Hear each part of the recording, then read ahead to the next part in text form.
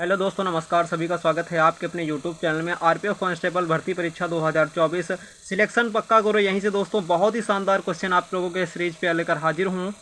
एक सीट आपकी पक्की हो जाएगी 100% गारंटी के साथ। यही क्वेश्चन आपको मिलने वाले हैं प्रैक्टिस सेशन दोस्तों जो कराया जा रहा है उसी के तहत आपको मिलेंगे।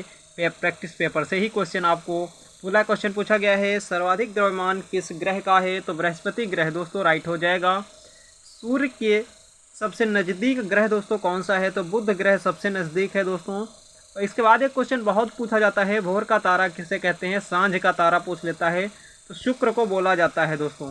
सांझ का तारा या भोर का तारा शुक्र ग्रह को बोलते हैं। नेक्स्ट है, जब चंद्रमा पृथ्वी के सबसे निकट होता है यह स्थिति क्या कहलाती है? सुपर मून दोस्तों। क्या हो जाएगा? सुपर मून या पेरिजी फुल मून दोस्तों करेक्ट हो जाएगा। नेक्स्ट में पूछा गया, जिस स्थान पर भारत का चंद्रयान 3 उतरा, यहाँ क्या होगा?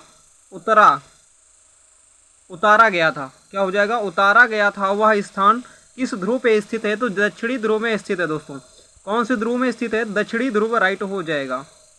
नेक्स्ट में पूछा गया है, सिलिका तथा एल्यूमिनियम किस चट्टान के प्रमुख घटक हैं? तो ग्रेनाइट दोस्तों राइट हो जाएगा। ग्रेनाइट। पूछा गया है, किस चट्टान में लोहे की सर्वाधिक मात्रा पाई जाती है? तो बेसाल्ट में पाई जाती है। राइट आंसर बेसाल्ट हो जाएगा। पूछा गया है, भूमध्य सागर का प्रकाश स्तंभ किसे कहा जाता है? तो स्ट्राबोली दोस्तों राइट हो जाएगा। स्ट्राबोली करेक्ट जवाब हो जाएगा। इसके बाद चलते हैं नेक्स्ट क्वेश्चनों पे। पूछा गया है, किस महाद्वीप में एक भी ज्वालामुखी स्थित नहीं है? तो ऑस्ट्रेलिया महाद्वीप दोस्तों राइट हो जाएगा, जो कि आरपीएफ के लिए सबसे इंपॉर्टेंट क्लास है दोस्तों। इसको क्वेश्चन रट के जाएंगे। यहाँ से क्वेश्चन 100% आपको पेपर हाल में देखने को मिलेगा दोस्तों। विश्व का सबसे ऊंचा ज्वालामुखी पर्वत दोस्तों कौन सा है? कोटोपैक्सी। कोटोपैक्सी राइट हो जाएगा। विश्व की सबसे ऊंची पर स्थित शांत ज्वालामुखी एकाक गुहा किस पर्वतमाला में स्थित है? तो एंडीज पर्वतमाला राइट हो जाएगा। एडिज पर्वतमाला। नेक्स्ट क्वेश्चन है, भूकंप का अध्ययन क्या कहलाता है? सिस्मोलॉजी कहलाता है। सिस्मोलॉजी। नेक्स्ट में पूछा गया है, कौन सी तरंगें ठोस, तरल तथा गैस तीनों माध्यमों से होकर गुजरती हैं? तो एल तरंगे या सतही तरंगे इन्हें बोलते हैं। एल तरंगे या सतही तरंगे इस क्वेश्चन का करेक्ट जवाब हो जाएगा। वलित पर्वत के उदाहरण दोस्तों कौन से हैं? तो हिमालय हो गया, यूराल हो गया, रॉकीज हो गया, एंडीज, एप्सस। अपसस हो जाएगा। नेक्स्ट पूछा गया है, रोजवुड या महोगनी आबनूस वृक्ष किस प्रकार के वन पाए जाते हैं? तो उष्णकटिबंधीय सदाबहार वन दोस्तों राइट हो जाएगा इस क्वेश्चन का करेक्ट जवाब।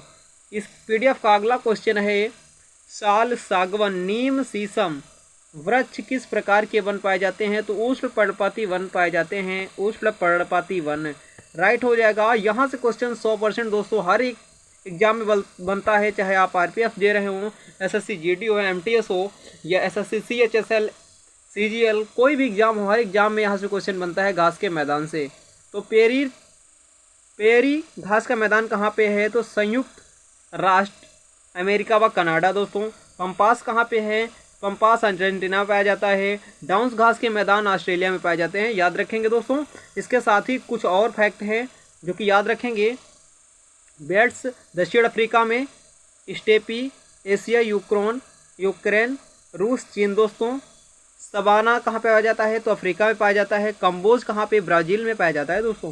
कंबोज घास के मैदान ब्राज़ील में पाए जाते हैं।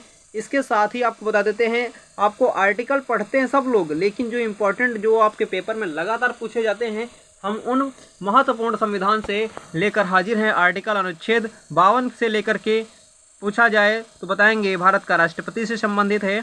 अनुच्छेद 53 आपसे पूछा जाए तो संघ की कार्यपालिका शक्ति से संबंधित है। अनुच्छेद 54 राष्ट्रपति चुनाव से संबंधित है दोस्तों। आर्टिकल 60 किससे संबंधित है? तो राष्ट्रपति की शपथ से संबंधित है। 61 का संबंध महाभियोग से है, राष्ट्रपति के महाभियोग से। आर्टिकल 72 का संबंध है राष्ट्रपति की क्षमादान शक्ति से। आर्टिकल 87 का संबंध है राष्ट्रपति का विशेष महाभाषण, अभिभाषण दोस्तों। 108 बहुत ही इंपॉर्टेंट है दोस्तों, ये 108 हो गया। 143 हो गया। ये दोनों बहुत इंपॉर्टेंट हैं। 108 में आपसे पूछा जाता है राष्ट्रपति द्वारा संसद की संयुक्त बैठक बुलाने का अधिकार दोस्तों होता है। और 123 में राष्ट्रपति द्वारा अध्यादेश जारी किया जाता है। जो TCS में पूछा गया क्वेश्चन है, सुप्रीम कोर्ट से राष्ट्रपति की परामर्श लेने की शक्ति 143 में बताया गया है।